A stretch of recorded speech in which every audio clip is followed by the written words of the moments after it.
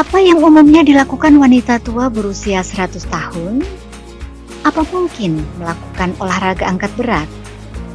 Mungkin saja, dan itu kejadian.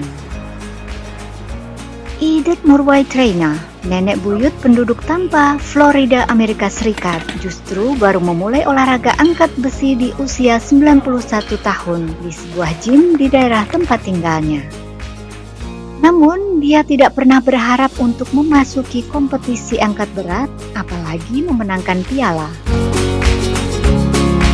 While I was watching those ladies doing their thing, I thought I might just as well, since I was there, so it shouldn't be a total loss, I might just as well pick up a few bars, so I did. And they got to be fun.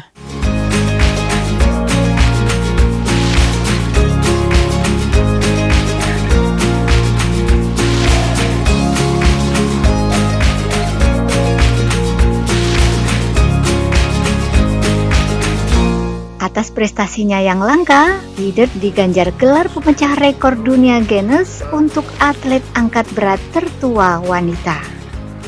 Tidak asing dengan tampil di depan umum, mantan penari dan guru tari ini suka tetap aktif dan mengangkat beban dengan bantuan pelatih Bill. Dia sedang bersiap-siap untuk kompetisi berikutnya di bulan November mendatang.